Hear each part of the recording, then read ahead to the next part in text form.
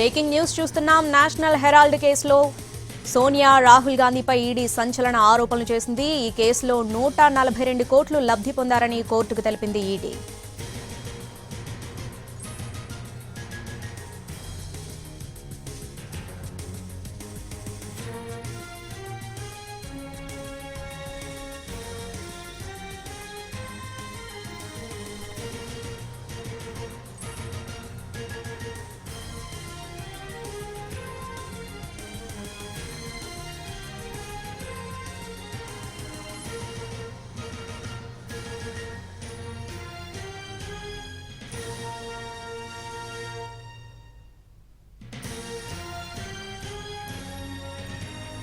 National Herald కేసులో సోనియా రాహుల్ పై ED సంచలన ఆరోపణలు చేసింది. ఈ కేసులో సోనియా రాహుల్ గాంధీ 142 కోట్లు లబ్ధి పొందారని కోర్టుకు తెలిపింది ఈడీ. దానికి సంబంధించినటువంటి బ్రేకింగ్ న్యూస్ చూస్తున్నాం.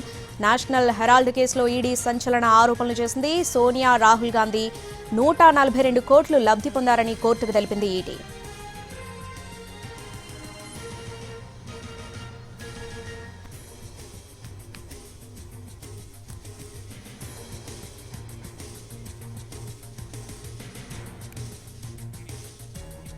నేషనల్ హెరాల్డ్ కేసులో కాంగ్రెస్ అగ్రనేతలు సోనియా గాంధీ, రాహుల్ గాంధీ పై ఈడీ ఆరోపణలు చేసింది. 142 కోట్ల రూపాయల స్కామ్ కు పాల్పడ్డారని కోర్టుకు తెలిపింది.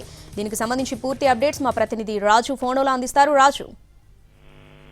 శ్రావణి, నేషనల్ హెరాల్డ్ కేసులో ఇప్పటికే రాహుల్ గాంధీ, సోనియా గాంధీల పైన ఈడీ ఛార్జ్ షీట్ దాఖలు చేసింది. అయితే ఈ ఛార్జ్ షీట్ ను పరిగణలోకి తీసుకోవాలా లేదా అనే దానిపై ప్రస్తుతం రౌజ్ రెవెన్యూ స్పెషల్ కోర్టులో విచారణ జరుగుతుంది. అయితే ఈ సందర్భంగా ఏదైతే ఇందులో దాదాపు 5,000 పేజీలు ఉన్నాయి. వీటన్నిటిని చదవడానికి సమయం పడుతుంది.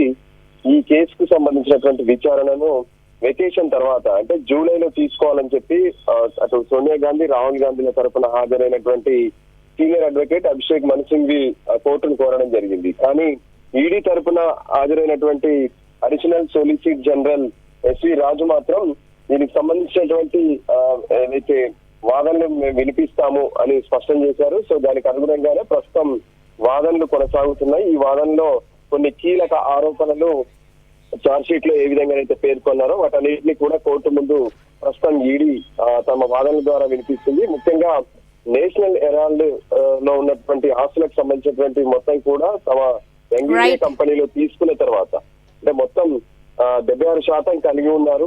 ఒకవైపు సోనియా గాంధీ, రాహుల్ గాంధీ. ఈ నేపథ్యంలోనే పూర్తిగా దీని నుంచి వచ్చినటువంటి ఆస్తులను దాదాపు 142 కోట్ల రూపాయలను సొంతంగా వాడుకున్నారు. అంతేకాదు ఇందులో ఉన్నటువంటి ఇతర షేర్ హోల్డర్స్ సైతం నమ్మక ద్రోహం చేశారని చెప్పి ఆరోపణలు చేసినటువంటి పరిస్థితి కనిపిస్తుంది.